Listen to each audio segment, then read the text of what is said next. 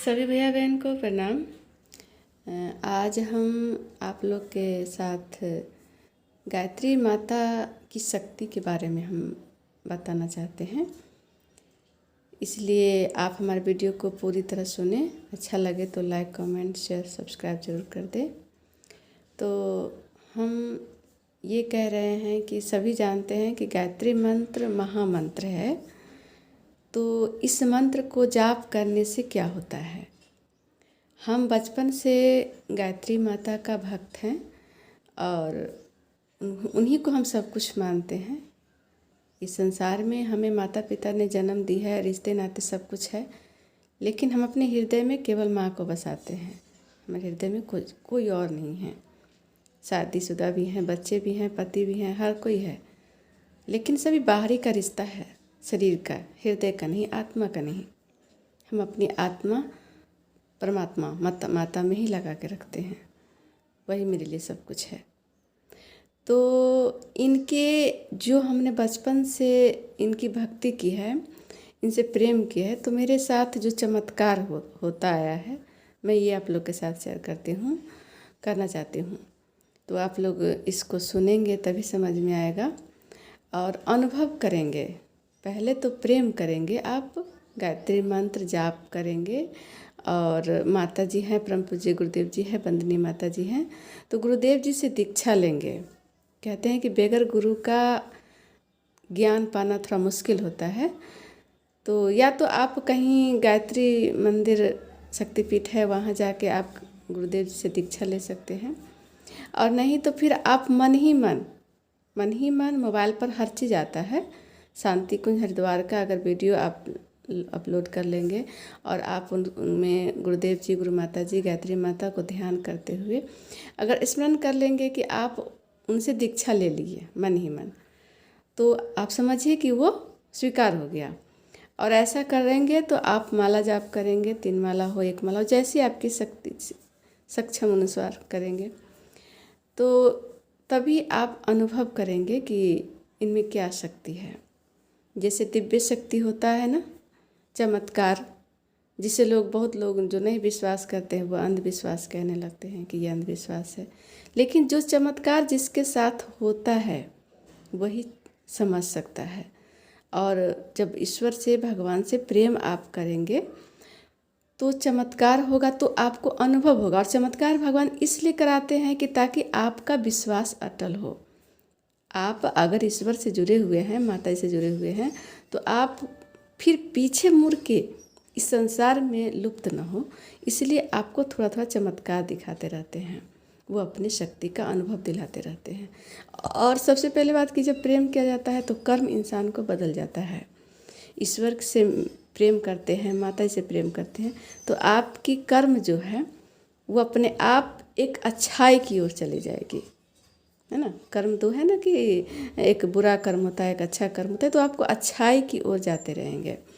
और आपको ये अनुभव होगा कि अगर आप उनसे जुड़े हुए, उनसे प्रेम कर रहे हैं, आपको हमेशा हर काम करते हुए, हर कार्य करते हुए आप उनसे प्रेम कर रहे हैं, उनसे जुड़े हुए हैं, तो आपको अनुभव होगा कि जो कार्य आपको नहीं होने वाला होगा, जो सफलता आपको नहीं भी मिलने वाली होगी, अगर आप वो कार्य उनके चरणों में सौंप दीजिए कि हमसे नहीं होगा प्रभु जी आप ही जाने, तो वो एकदम पूरा हो जाता है। और आपके साथ अगर कोई भी अत्याचारी करता है, कोई गलत भावना रखता है या गलत करता है, तो आप, एक होता है जलन कि जैसे अब मेरे को एक थप्पड़ कोई मार दिया तो हम तुरंत दूसरा थप्पड़ उसको लगा देते हैं ताकि उसको संतुष्टि मिले। लेकिन आप ईश्वर से प्रेम करते हैं तो आपको एक सब्र होता है। तो जब आपको कोई अत्याचारी आपके ऊपर करेगा तो आप पहले तो सब्र कर लेंगे और वो सारा उसका कारनामा आप प्रभु के चरणों में सौंप देंगे कि प्रभु आप ही जाने, माता जी आप ही जाने, हम कुछ नहीं जानते हैं। क्योंकि ऊपर वाले के घर देर है अंधेर नहीं है, हर चीज़ का इंसाफ होता है। और जब आप प्रभु ईश्वर से भक्ति प्रेम करते हैं तो आपके भी कर्म का और आपके साथ जो गलत करेगा उसका तुरंत आपको फलित दिखाई देगा, है ना। अनुभव आप करेंगे। अगर आप इंसानी शरीर है, हम भी इंसान हैं, हमसे भी गलतियां होती है, हर इंसान से अच्छे बुरे कर्म हो जाते हैं, तो आप इसको अनुभव करेंगे कि आपके साथ अगर कोई गलत आपसे ही हो गया हो तो उसका परिणाम आपको तुरंत मिल जाएगा। 2 दिन हो, 4 दिन हो, 10 दिन हो, 15 दिन हो, उसका परिणाम आपको स्वयं, आपके गलती का आप केवल देखिएगा कि हमने मुझसे ऐसा गलती हुआ था तो हमें ऐसा मिल गया। ये हम अपने के बारे बता रहे हैं कि मेरे साथ भी ऐसा होता है, और आपके साथ अगर कोई और करता है तो उसको भी तुरंत इसका परिणाम मिलते हुए आप देखेंगे। क्योंकि ये कर्म का प्रावधान है, ये लेना पड़ता है। ऐसा नहीं है कि आप सोच ले कि हम माता जी से, प्रभु से, ईश्वर से प्रेम करते हैं, उनको पूजा पाठ करते हैं, तो हम जो कर्म कर रहे हैं वो भगवान हमको माफ़ कर देंगे। ये ऐसा नहीं होता है। ये कर्म का प्रावधान ऐसा है कि जैसे इस एक धरती है ना, जिसमें आप गेहूं का बीज अगर बाव कर दिए तो वो गेहूं ही आपको काटना पड़ेगा। आप कितनों प्रयास कर लेंगे कि हम उसमें से मकई काट ले या कोई दूसरा फल काट ले, ऐसा नहीं हो सकता, गेहूं ही काटना पड़ेगा। इसी तरह ये कर्म का प्रावधान है।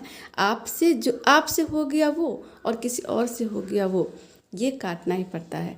लेकिन ऐसा होता है कि भगवान ईश्वर से अगर आप प्रेम करते हैं, माता जी से प्रेम करते हैं, तो आपकी कर्म भगवान छोटा बना देते हैं। अगर ईश्वर से प्रेम करते हैं तो छोटा, आपसे अगर कोई गलती हो भी जाती है तो छोटा बना करके आपके ऊपर बहुत जल्दी असर करके उसको नष्ट कर देते हैं। ऐसा करते हैं भगवान। और जो दूसरा कोई करता है तो उसको भी आपको संतुष्टि के लिए, तसल्ली के लिए आपको देख लेंगे, आपकी अगला को भी ऐसा हो गया है, उसने गलत किया था, उसको परिणाम ऐसा मिल गया है, आप खुद स्वयं देख लेंगे और आपको संतुष्टि भी होगा। आप चाहेंगे तो भी, ना चाहेंगे तो भी उसको मिलना। ये कर्म का प्रावधान है, हर किसी को लेना पड़ता है। आपको अपने हो या पराये हो, आप किसी के लिए कितनों भी अच्छा ही सोचे, लेकिन वो जो किया है और जो आप किए हैं, अच्छा अगर कर रहे हैं तो आपको अच्छा ही मिलेगा, और बुरा कर रहे हैं तो बुरा ही मिलेगा। ये मिलना है। आप ये अंधविश्वास में या अंधकार में न जिए कि हम भगवान से प्रेम करते हैं, ईश्वर से प्रेम करते हैं, तो हम जो पाप कर रहे हैं वो भगवान माफ़ कर देंगे। ऐसा कभी नहीं हुआ है, ना होता है।